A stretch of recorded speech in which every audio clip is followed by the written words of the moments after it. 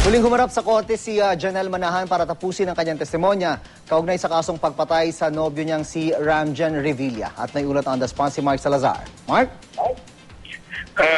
June, kung si Janelle lang tatanungin mo, napapagod na raw siya ng pabalik-balik.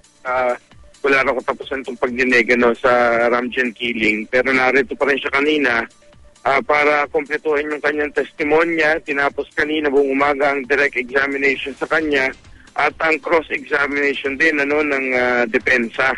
Ngayon sa kanyang testimonya, inulit niya lamang ang description ng ani ay umatake sa kanila ni Ramjen, yung sumaksak sa kanila at bumarel at yung nakapatay nga kay Ramjen. Ito ay 5'8", ang tangkad at meron daw maskara, naka-army green daw na jacket at pantalon.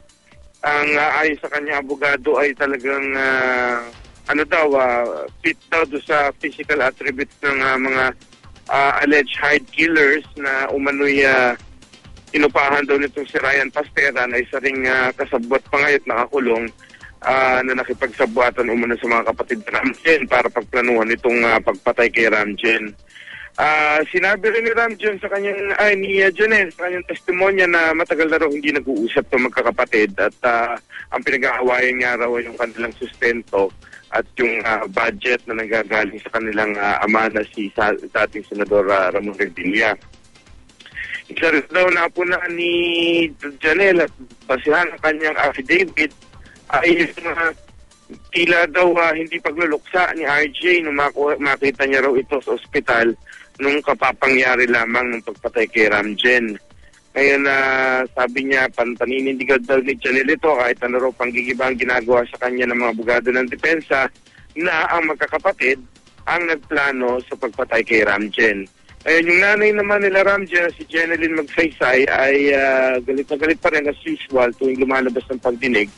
At hindi naman daw porky hindi umiiyak si RJ o sa tingin daw ni Janelle hindi ito nagluluksa, ay basta na para magkabla siya ng murder. At kahit wala rin sa testimonya ni Janelle na nung nakita niya sa kwarto, ay wala naman daw siyang ginawat na tulala lamang. Hindi raw kasama ito sa naturalesa ng taong nakita raw na binarelo, pinatay ang kanyang mahal sa buhay. Magpapatuloy ang pagdinig na ito, June ay sa February 26 na, sa susunod na taon. At ayon kay sa judge na mahawak nito, si Judge Madrona, ay tatapusin daw nila ito by June next year. June. Maraming salamat, Mark Salazar.